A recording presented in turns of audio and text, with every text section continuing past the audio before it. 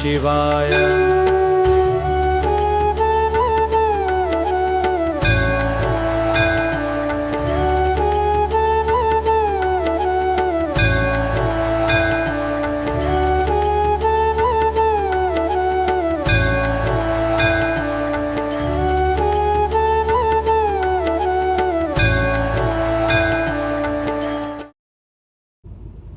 Hello guys, आपका स्वागत है हमारे व्लॉग पे।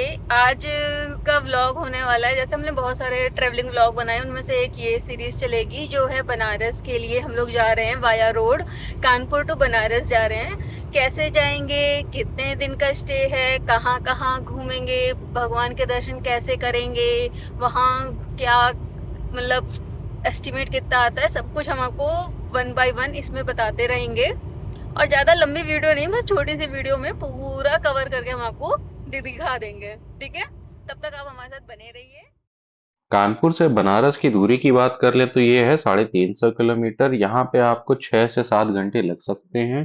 चलिए दोस्तों, हम लोग पहुंच चुके हैं वाराणसी और आप लोग भी आ रहे हैं और पार्किंग की समस्या है तो आप बनारस के बलिया बाग अंडरग्राउंड पार्किंग पे जा सकते हैं, जहाँ का शुल्क होने वाला है शुरुआती 4 घंटों के लिए 100 रुपए। और अगर आप इसके आगे भी अपनी पार्किंग कंटिन्यू रखते हैं तो 20 रुपए पर घंटे के हिसाब से आपको पार्किंग देनी पड़ सकती है। स्पेस की बात करें दोस्तों, तो यहाँ पे 600 कारों की स्पेसिंग है और यहाँ पे आप बाइक वगैरह भी लगा सकते हैं। घाट के पास आपको एक और पार्किंग दिख जाती है जो केवल दो पहिया वाहनों के लिए है। ये भी नगर निगम की पार्किंग है। ज्यादातर ये भरी रहती है पार्किंग, इसलिए मैं आपको बोलूंगा कि बिनिया बाग वाली पार्किंग सबसे सुरक्षित है अपनी गाड़ी वाहनों के लिए। तो जो रास्ता आप देख रहे हैं, यहाँ से पुलिस वालों ने गाड़ियों के लिए आना जाना मना कर रखा है। हमारे को भी वहां से मना कर दिया था, इसके आगे कोई गाड़ी नहीं जा पा रही थी। ये जो रास्ता है ये है काशी विश्वनाथ जाने के लिए। और जो ये गली है जिसमें आप देख रहे हैं, जिसमें हम लोग भी जा रहे हैं, यह गली जाती है दशाश्वमेध घाट के लिए। आसपास की दुकानें हैं। अब हम लोग पहुंच चुके हैं घाट पे। घाट के पास काफी उचित व्यवस्थाएं कर रखी थी। यहाँ पे लोगों को सोने के लिए भी जगह थी जो कि निशुल्क थी। यहाँ पे शौचालय थे जो भी काफी साफ सुथरे थे। अब चलिए दोस्तों, चलते हैं दशाश्वमेध घाट।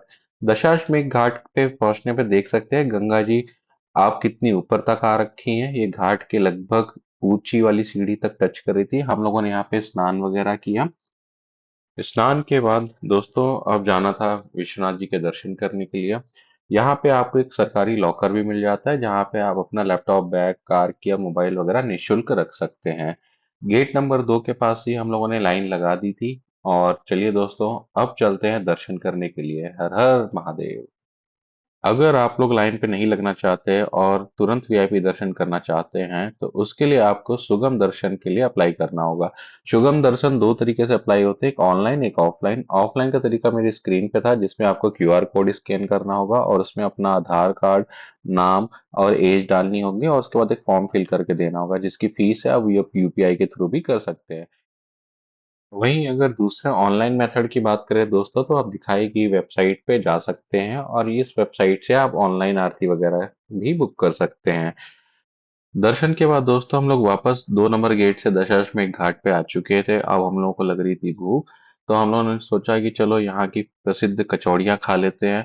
फिर हम लोग गए एक दुकान पे, वहां पे हमने ट्राई करी मूंग दाल की कचौड़ियाँ जो कि गुड़ की जलेबी के साथ हमें परोसी गई, जो कि काफी अच्छा स्वाद था इनका। फिर हम लोग गए गोपाल जी लस्सी वाले जो कि दशाश्वमेध घाट पे ही है। इनकी रबड़ी लस्सी और दूध की लस्सी काफी फेमस है।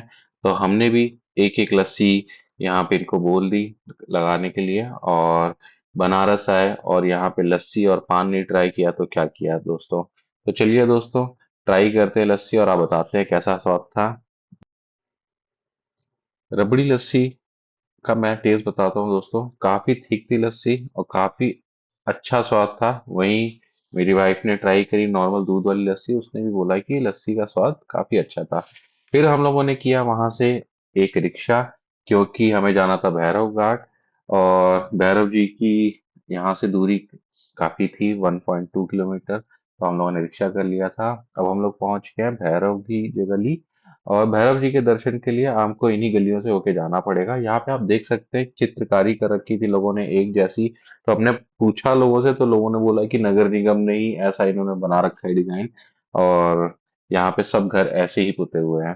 फिर आप देख सकते हैं स्क्रीन पे, ये वही चौराहा है जहाँ पे भैरव जी का मंदिर है। हम लोग लाइन पे लग चुके थे।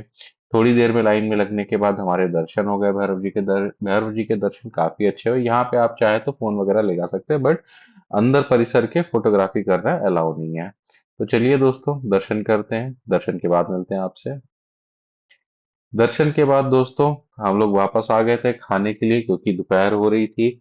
और हम लोग यहाँ पे सरदार जी पापड़ वाले के पास आए, और वहां से हमने कुछ पहले पापड़ खरीदे, जो कि कचौड़ी वाली गली में। फिर यहीं पे एक प्रसिद्ध लस्सी वाले हैं, जो कि ब्लू मून लस्सी वाले हैं, जिनके पास 3 लस्सियां होती हैं, और तीनों लस्सियां ही काफी फेमस है। मैंने बहुत पहले भी ट्राई करी थी, आज से 2 ढाई साल पहले। मैं फिर आया था तो मैंने कहा चलो स्वाद ले लेते हैं। पहले प्राइस कुछ और थे, अब प्राइस थोड़े से बढ़ गए हैं। पर दोस्तों हमने ऑर्डर किया था यहाँ पे रबड़ी, और दूसरी करी थी मिक्स फ्रूट वाली। यहाँ का एम्बियंस काफी अच्छा था, पहले से काफी अलग हो गया है। पहले सिर्फ ब्लू कलर की शॉप होती थी, अब यहाँ पे काफी इन्होंने चम्मच और ये फोटोज लगा के डेकोरेट कर दिया है। और जैसे ही हमने ऑर्डर दिया दोस्तों, तो यहाँ पे लड़के लग गए थे काम पे, और इन्होंने चटपट हमारे कुल्हड़ साफ किए।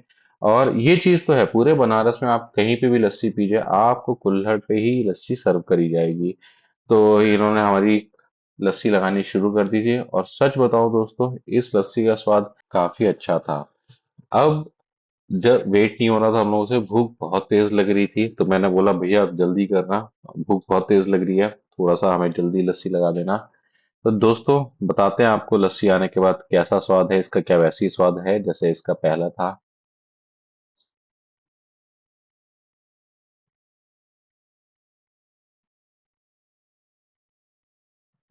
हमारी फ्रूट वाली लस्सी आ चुकी थी। ये लच्छे इस लस्सी के ऊपर आ चुके थे। मैंने मेरी वाइफ को बोला कि पहले तुम टेस्ट करो, क्योंकि तुम फर्स्ट टाइम ट्राई कर रहे हो।